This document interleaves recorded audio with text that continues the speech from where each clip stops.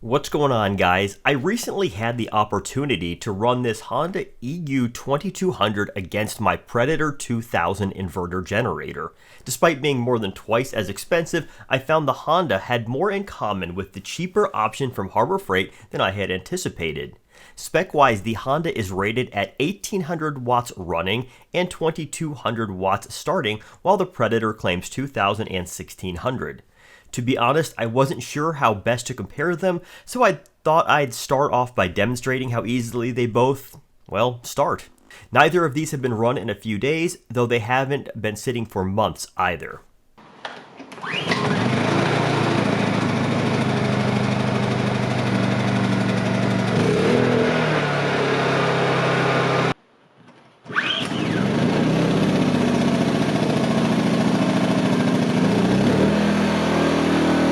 And that's one pull for the Honda and one pull for the Predator. Both start up pretty nicely. Next up, I thought I'd show you guys how loud each of these units are. Hondas have a reputation for being quiet. Let's see if the Predator can hang with it. I've got my decibel meter set up an equal distance from these two units. Right now, I've got the Predator running on Eco mode. This means it throttles down when no power is being drawn. In other words, this is about as quiet as it will get.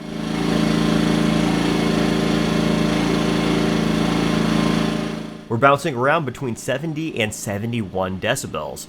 Let's keep that number in mind and then add some load. Here I've got a heat gun that draws 6 amps or 720 watts on low and 12.5 or 1500 watts on high.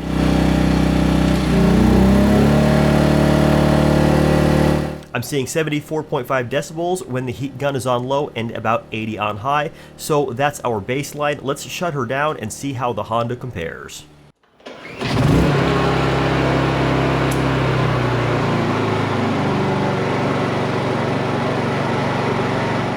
Just like the Predator, it's bouncing around between 70 and 71 while idling on Eco mode. Let's go ahead and add that same load.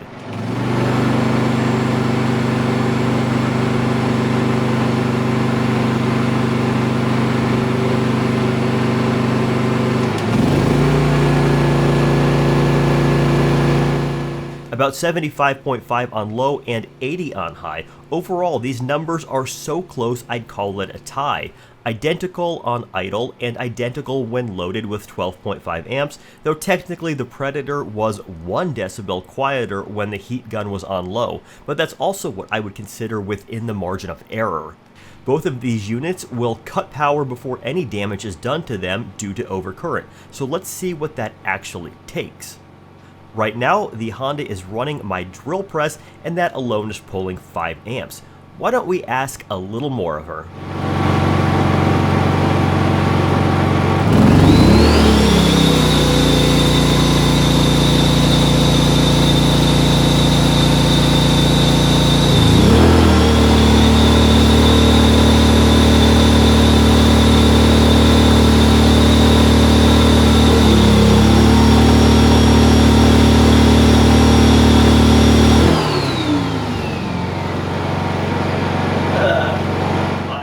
That was fun.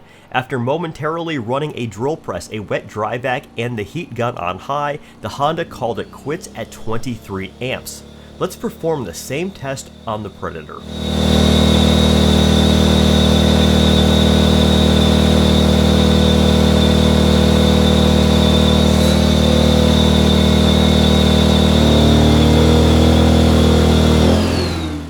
And the Predator managed the drill press, the wet dry vac, and the heat gun on low, shutting down at 18 amps. This means that, at least momentarily, the Honda output 600 more watts despite being rated for only 200 more, a clear win for the more expensive unit.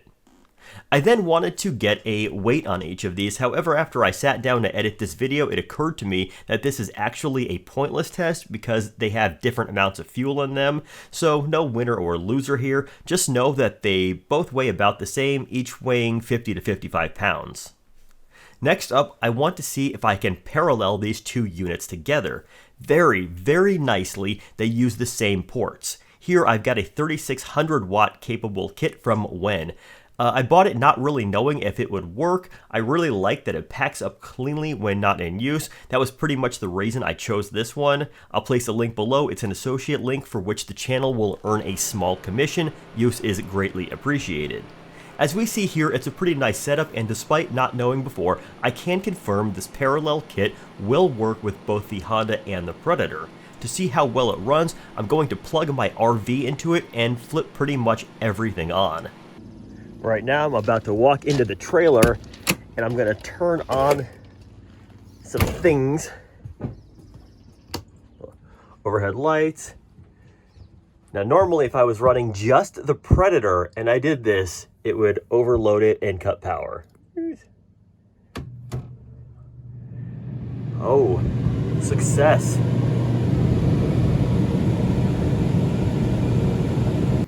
All good so far. But as I was playing with it a little bit, I found something kind of odd.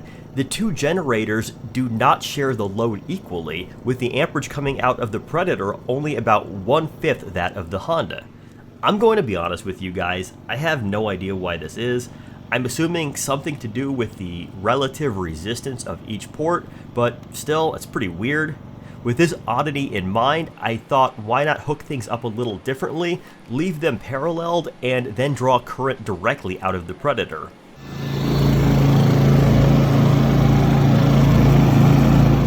Even when wired this way, 10.5 out of 12.5 amps is coming from the Honda. I just don't get it.